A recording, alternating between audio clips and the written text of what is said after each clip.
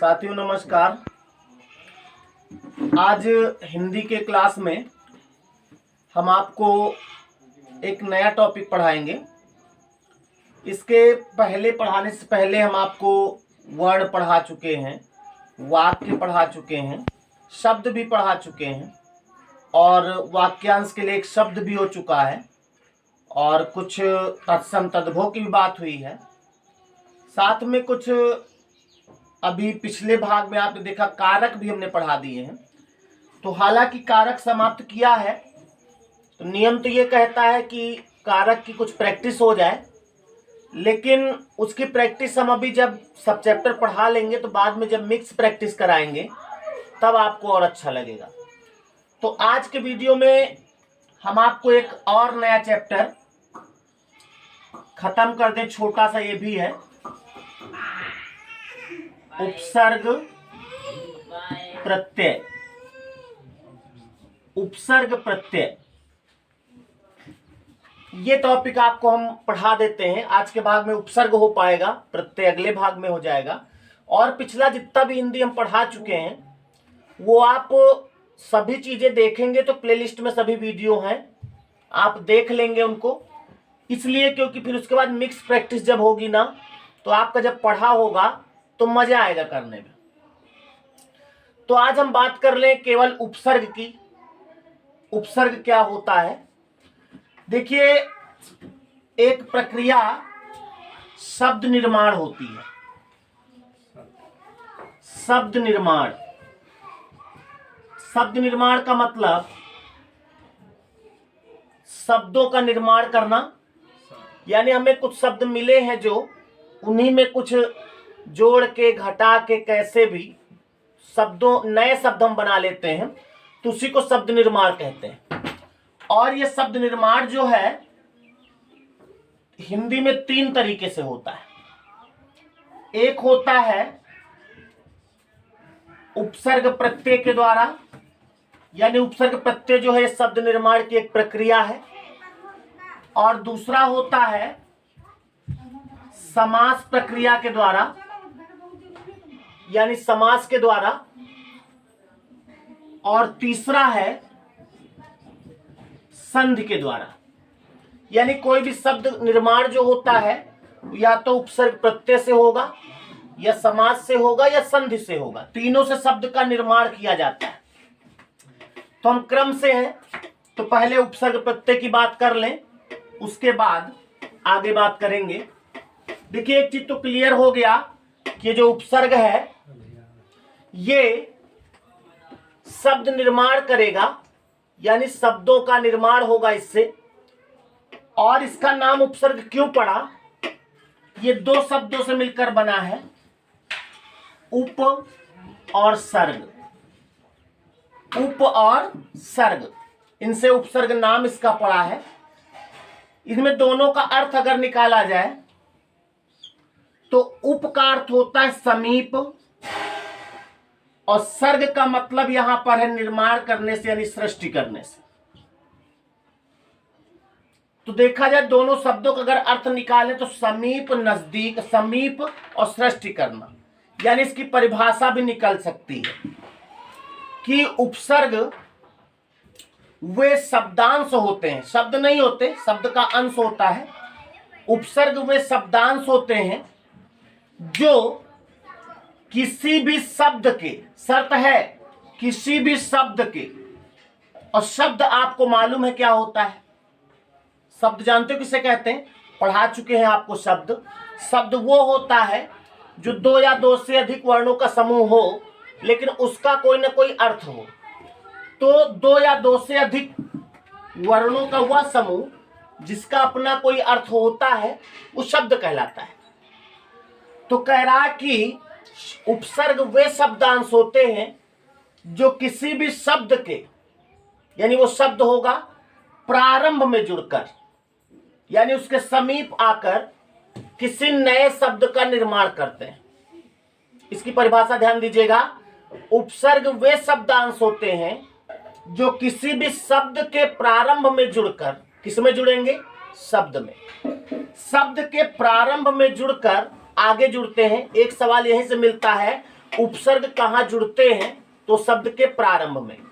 शब्द के प्रारंभ में जुड़कर किसी नए शब्द का निर्माण करते हैं, वो उपसर्ग कहलाते हैं। अब यहीं से लिख लो इस परिभाषा को।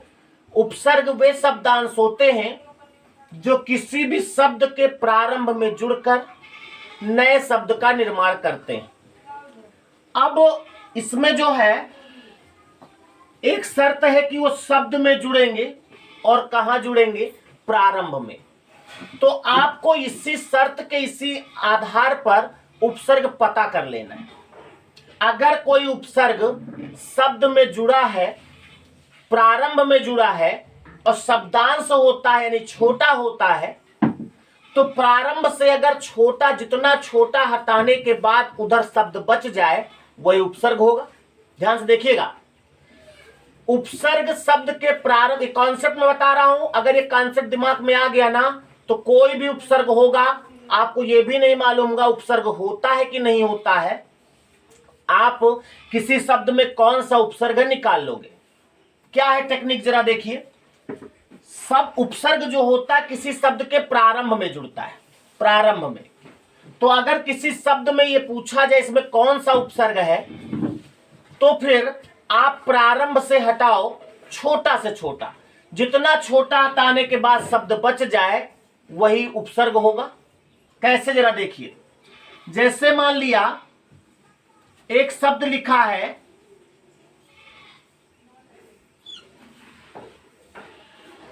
कोई भी शब्द हम दे देंगे अभी, ये आपको अभी हमने एक भी उपसर्ग नहीं बताया, लेकिन आप अगर टेक्निक लगावें, भाई देखो टेक्निक क्या है।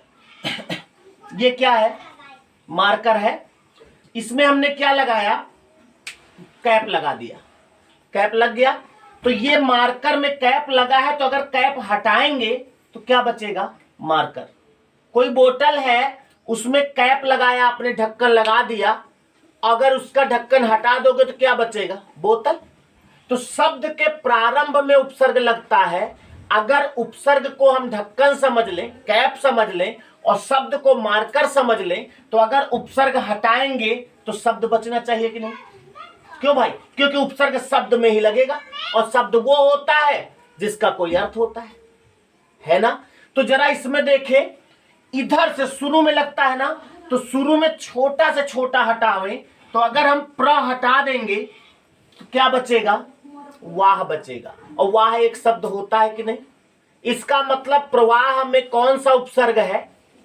प्र उपसर्ग है। इसका मतलब ये नहीं कि जहां पर प्र देख लो वहां प्र उपसर्ग होगा, नहीं। जैसे मान लिया लिखा है प्रयोग, प्रयोग में क्या होगा? प्र उपसर्ग होगा, बिल्कुल। अगर शब्द लिखा है, क्योंकि प्र हटाएंगे तो योग बचेगा। शब्द लिखा है प्रतिदिन, आपसे हम पूछे कि प्रतिदिन में कौन सा उपसर्ग है, हालांकि वहां ऑप्शन भी रहेंगे, एक एक ऑप्शन करके देख लें, लेकिन ऐसे अगर देखो तो पहले प्र हटाओ तो क्या बचेगा? तिदिन। तिदिन कोई शब्द होता है? नहीं होता है। तो और ले लो, प्रति हटाओ तो क्या बचेगा? दिन बचेगा ना। इसका मतलब प्रतिदिन में प्रति उपसर्ग है। तो प्रति कुछ भी होता हो, आपको इससे मतलब नहीं, आपको तरीका लगाना है। क्या? अगर किसी भी शब्द में आपको कौन सा उपसर्ग ये ढूंढना है, तो आप शुरू से कम हटाओ, जितना कम से कम हटाने से शब्द बच जाए वही उपसर्ग होगा, है ना? जैसे और बहुत सारे शब्द, अभी हम उपसर्ग की भी बात करेंगे, लेकिन तरीका अगर दिमाग में आ गया ना तो कोई भी उपसर्ग होगा आप कर लोगे। जैसे मान लिया लिखा है, कोई भी शब्द लिख दें, जैसे शब्द लिखा है अधर्म, पूछा जाएगा अधर्म में कौन सा उपसर्ग है, तो आ हटाएंगे तो क्या बचेगा? धर्म बचेगा ना। तो धर्म एक शब्द होता है, तो अधर्म में आ उपसर्ग होगा। लेकिन अगर शब्द लिखा है अधमरा, अब अधमरा में अगर आपसे कोई शब्द पूछे कौन सा उपसर्ग है, तो आपसे मतलब नहीं, पहले आ हटाओ तो क्या बचेगा? इधर धमरा, धमरा कोई शब्द होता है? नहीं होता। तो और ले लो, अध हटाओ, जब अध हटाओगे तो क्या बचेगा? मरा। मरा शब्द है कि नहीं? तो जब मरा शब्द होता है तो अधमरा में अध उपसर्ग है। आपको यह भी नहीं पता करना है कि अध उपसर्ग होता है कि नहीं होता है, बस उतना हटाने शब्द बचा होता है। बात कुछ समझ में आ गई? और इसमें कुछ अभी संधि की भी जरूरत पड़ेगी, वो अभी संधि पढ़ा देंगे, अभी केवल ऐसे लिख लीजिएगा। जैसे मान लिया आपसे कोई कहे प्रत्येक में कौन सा उपसर्ग है, यहां संधि की जरूरत पड़ेगी। पहले यड़ संधि के तहत टूटेगा, प्रतिधन एक होगा तो प्रति उपसर्ग हट जाएगा, एक बच जाएगा। तो इस तरह के जब शब्द हम लिखाएंगे तो उनको केवल लिख लीजिएगा, विसंधि पढ़ोगे या जिनका संधि पढ़ा होगा वो एक्सेप्ट भी कर लेंगे, जिनका नहीं पढ़ा तो अभी इसके बाद आपने क्रम देखा था, फिर हम पढ़ाएंगे भी, उसमें फिर क्लियर हो जाएगा आपका। ठीक है, तो प्रति में प्रति उपसर्ग होगा। तो उपसर्ग में हमने आपको बताया, एक छोटी सी परिभाषा आपने लिखा है कि उपसर्ग वे शब्दांश होते हैं किसी भी शब्द के प्रारंभ में जुड़कर एक नया शब्द बनाते हैं। ठीक है, अब उपसर्गों की संख्या पर आते हैं। देखिएगा, इसमें एक चीज है कि जो उपसर्ग होगा वो जिस भाषा का उपसर्ग, जिस तरह का उपसर्ग होगा, जिस कोटि का, वो उसी कोटि में लगेगा। या यूं कहें, जिस तरह का शब्द होगा उसमें उसी तरह का उपसर्ग लगता है। जिस तरह का मतलब क्या? हिंदी में आप जानते हो 3 तरह के शब्द आप यूज करते हैं। एक शब्द यूज करते हैं तत्सम, एक यूज करते हैं तद्भव, और एक और शब्द यूज करते हैं विदेशज। देशज में हम बात नहीं की क्योंकि देशज क्षेत्र विशेष में बोले जाते हैं, उनसे मतलब नहीं। तत्सम, तद्भव और विदेशज। विदेशज में यहां पर जो भी शब्द होगा उसका, इसको आप उर्दू भी कह सकते। अच्छा, आप विदेशज ही रहने दो, विदेशज में सभी आ जाएंगे, उर्दू, अरबी, फारसी, जो भी। अगर वो शब्द देशज का है तो उसमें वो विदेशज शब्द है जिस भाषा का है तो उसमें उसी भाषा का उपसर्ग लगेगा। अगर शब्द तत्सम है, जैसे एक शब्द है पुत्र, पुत्र तत्सम है कि नहीं? और इसका तद्भव होता है पूत। तो अगर पुत्र में कोई उपसर्ग लगेगा, जो उपसर्ग लगेगा वो तत्सम होगा। पूत में अगर कोई लगा तो अर्थ उसका वही होगा, लेकिन वो तद्भव उपसर्ग होगा। जैसे पुत्र में अगर लगाएंगे तो सु लगा दें तो सुपुत्र बन गया। सु माने अच्छा होता है, और यही तद्भव में लगाना है तो आपको सा लगाना पड़ेगा। तो सुपुत्र माने भी अच्छा पुत्र होता है, और सपूत माने भी होता है। इसी तरह विदेशन में कई भाषाएं होती हैं, उर्दू है, अरबी है, फारसी है, तो जिस भाषा का शब्द होगा उसमें वही उपसर्ग लगेगा। क्लियर हुई बात? अब आते हैं उपसर्गों की संख्या पर। देखिएगा, उपसर्गों की संख्या में बड़ा विवाद है। कुछ लोग कितने बताते हैं, कुछ लोग कितने बताते हैं। यहां पर हम आपको थोड़ा जो ज्यादा मान्यता प्राप्त है वो बता रहे हैं कि संस्कृत उपसर्ग जो हिंदी में है, संस्कृत, हिंदी में संस्कृत के 19 उपसर्ग प्रचलन में है। 19 संस्कृत के, अभी मैं लिखाऊंगा बारी बारी से। और जो संस्कृत के और जो हिंदी के हैं, जिनको हम तद्भव कहते हैं, हिंदी के 10 उपसर्ग प्रचलन में लिए जाते हैं, और उर्दू के उपसर्ग 12 जो हैं, जो ज्यादा प्रयोग किए जाते हैं। तो ये संख्या होगी। और अगर आपसे पूछा जाए हिंदी में उपसर्गों की संख्या कितनी है, तो वो आप याद रखिए 28 मान्यता प्राप्त है, और यही आंसर लगाया जाता है। लेकिन अलग अलग ये हैं, तो आप समझ गए होंगे। संस्कृत के उपसर्ग मतलब वे शब्द जो तत्सम हो और तत्सम में लगाए जाएं वो संस्कृत के होंगे। जो हिंदी के हैं यानी तद्भव और तद्भव में लगाए जाएं वो हिंदी के, और उर्दू मतलब विदेशज। तो इस तरह के ये उपसर्गों की संख्या हुई कुछ। अब हम आपको कुछ तत्सम उपसर्गों की बात करेंगे। तत्सम उपसर्ग कौन कौन से होते हैं? तत्सम उपसर्ग ये जितने भी होंगे तत्सम उपसर्ग, ये तत्सम शब्दों में लगेंगे। जैसे अभी है, अभी हम इसको अभी को हेडिंग डला के उसके उदाहरण और सब लिखाएंगे, लेकिन अभी केवल उपसर्ग देख लो। अभी है, अप है, इन सब का अर्थ भी होता है। अधि है, ये सब उपसर्ग हैं। अव, अव भी एक उपसर्ग होता है। अति है, अति अभी आपने देखा था। उप, ये सभी जो है तत्सम शब्दों में लगेंगे और संस्कृत के उपसर्ग माने गए हैं। इसको आप तत्सम न कह के संस्कृत के भी कह दो तो बात वही है, संस्कृत के। अभी है, अप है, अधि है, अव है, अति है, उप है, उत है, उत, तिरस, अभी तिरस से शब्द देखिएगा बनेंगे, तिरा है या तिरस। आ है, ये सब उपसर्ग हैं। नी है, दुहु है, इस तरह के जितने उपसर्ग हैं ये सब संस्कृत के कहलाते हैं। और बहुत सारे हैं, पूरा बोर्ड भर जाएगा लिखेंगे तो ये एक आपको एरिया समझ में आ गया। और जो हिंदी के उपसर्ग कहलाएंगे, हिंदी वाले, वो हिंदी में लगेंगे। जैसे दु है, अन है, अनु है, ये सब। तो आपको जैसे कोई सवाल आया एक सवाल हम करके दिखाते हैं आपको कैसे पेपर में आएगा। सवाल आएगा कि अंतर्धान में कौन सा उपसर्ग प्रयोग किया गया है। अंतर्धान में कौन सा उपसर्ग प्रयोग किया गया है। रुक जाओ, इसके ऑप्शन भी होंगे।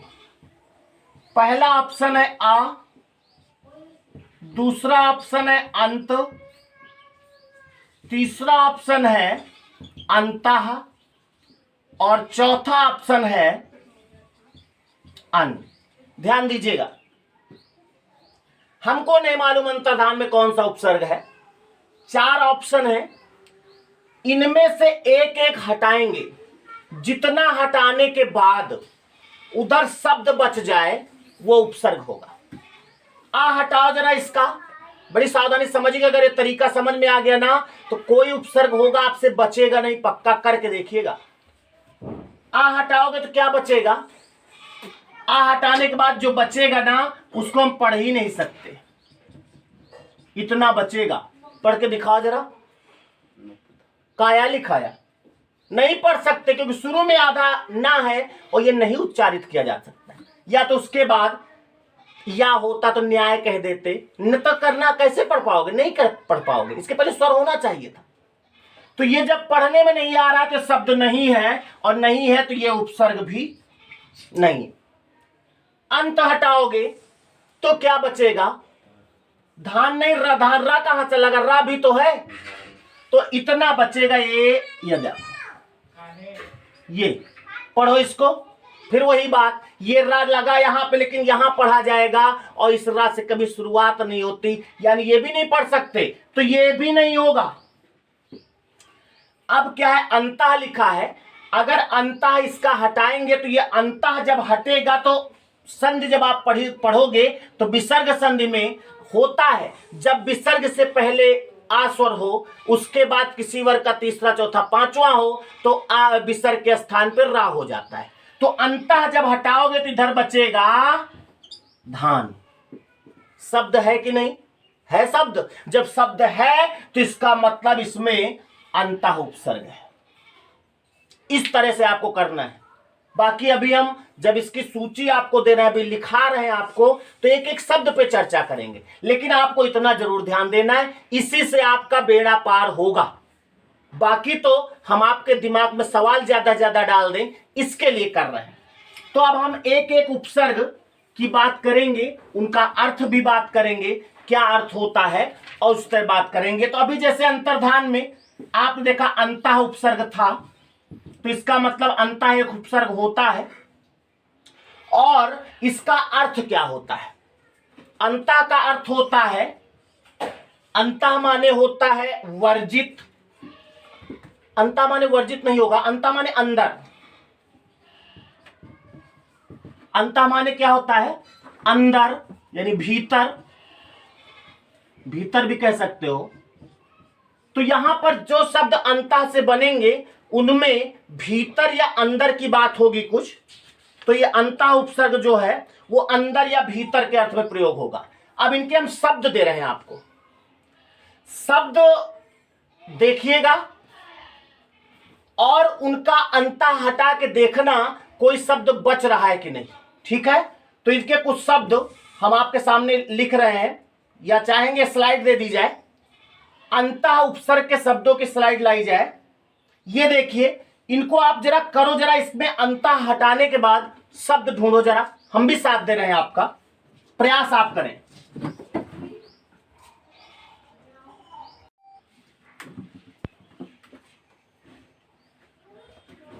पढ़ लिया होगा आप लोगों ने, तो इन शब्दों को जरा देखते हैं भाई, इसमें अलग अलग करें तो शब्द बचना चाहिए।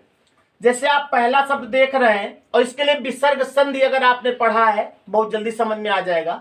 पहला शब्द आप देख रहे हैं, क्या लिखा है? अंतःकरण। तो अंतःकरण में तो आप समझ ही गए होंगे, अंतः हटाएंगे तो करण बचेगा, तो अंतः उपसर्ग है। इसी तरह दूसरा है अंतःकोण, ये भी सही है, आपकी नजर में समझ गए होंगे। अंतःपुर भी आप जानते हो, अंतःपुर क्या होता है? महल के अंदर, वो देखो अंदर आया अर्थ, महल के अंदर रानियों के रहने का स्थान, तो अंदर इसका अर्थ हुआ कि नहीं? जितने शब्द हैं ये लिखे हैं, सब का अर्थ अंदर होगा या भीतर। अंतर्यामी, अंत हटाओगे तो यामी बचेगा। आप सोच रहे हो यामी क्या होता है? देखो कुछ शब्द होते हैं जिनका अर्थ भले आपको ना मालूम हो, लेकिन उनके स्थान पर दूसरा उपसर्ग रख के देख लो, अगर शब्द बच जाए तो याम शब्द होता है, तो अंतः इसमें भी उपसर्ग होगा। अगला शब्द है अंतर्वर्ती, इसमें भी अंतः होगा, विसर्ग संधि के तहत अंतः धनवर्ती होगा। इसी तरह आप देख रहे हो अंतश्चित लिखा है, जब अंतश्चित लिखा तो अंतः धनचित होगा, चित माने दिमाग। इसी तरह आप देख रहे हैं अंतर्द्वंद्व, अंतः धन द्वंद्व होगा, सब में अंतः उपसर्ग है और सब का अर्थ अंदर या भीतर होगा। तो इन शब्दों को आप देख लेंगे। अंतर्धान, अभी हमने इसके बारे में बताया था। आप सोच रहे हो अंतर्धान में धान का क्या सेंस है? नहीं, ध्यान का सेंस है। अंतर ध्यान जो आप लोग लिखते हो, ऐसे लिखते हो ना, कुछ लोग ऐसे लिख देते अंतर ध्यान, ये एकदम गलत है। शुद्ध शब्द होता अंतर्धान, जैसा कि लिखा है, तो अंतर्धन ध्यान ही उसमें निकलेगा, लेकिन शब्द अंतर्धान लिखा जाता है। इसी तरह आप देख रहे हैं अंतर्नाद लिखा है, अंतःधन नाद, नाद माने आवाज। तो जितने भी शब्द है ये अंतरराष्ट्रीय, इसको अंतरराष्ट्रीय भी आप लिख सकते हो। अंतरकथा, अंतरकथा जानते हो क्या होता है? किसी भी कथा के अंदर, किसी भी कथा के भीतर आने वाली कथा। जैसे आप कोई भी कथा सुन रहे हो, उसके बीच में कोई उदाहरण, कोई दूसरी कथा आ जाए तो उसको अंतर कथा कहते हैं। ये वाक्य से पूछा जाता है, कथा के अंदर आने वाली दूसरी कथा अंतर कथा कहलाती है। इसी तरह आप देख रहे हो अंतर्गत, अंतर्गत ऐसे लिखा जाता है, कुछ लोग अंतर्गत लिख देते हैं ऐसे, पेरा लगा देते हैं, बल्कि अंतर्गत जैसे लिखा है यही सही है, अंताधनगत से होगा। अंतरजातीय, अंतर्ज्ञान, अंतर्देशीय, ये सब अंतः वाले हैं। तो इन शब्दों को आप कहीं या तो नोट कर लेना, या तो देख लो, या आपके पास जो सुविधा उपलब्ध हो वो कर लो, ठीक है? तो अंतः उपसर्ग के हैं। हम एक उपसर्ग के और शब्द आपको दिखा देते हैं, उसके बाद अगले भाग में जितने उपसर्ग हैं सबके चर्चा करेंगे। तो हम चाहेंगे इनको हटाया जाए। अब आपको हम और यानी आ उपसर्ग के कुछ शब्द देते हैं। आ माने क्या होता है? आ उपसर्ग आप जानते हो, आ माने हमने कई बार चर्चा की है। इसका माने होता है नहीं। आ माने क्या होता है? नहीं होता है। आ माने होता है क्या? नहीं होता है, होता है, नहीं होता है। या निषेध, निषेध माने भी मना करना ही होता है, नकारात्मक अर्थ होंगे। या वर्जित, सुना होगा प्रवेश वर्जित है ना? तो वर्जित, नहीं, निषेध, तीनों नकारात्मक शब्द है। तो इनके कुछ शब्द हैं जिनमें आप आ हटाओगे तो शब्द बचेगा, और शब्द बचेगा और सब शब्दों का अर्थ नहीं में होगा। ठीक है, तो आ उपसर्ग वाले शब्द हम लिखे ना, इससे अच्छा स्लाइड में दे दें। ये रहा, इनको देखिए जरा, इन शब्दों को पढ़ लें। सब में आ हटाओगे तो शब्द बचना चाहिए, किसी में ना बचे तो बात करना। देख लो जल्दी से।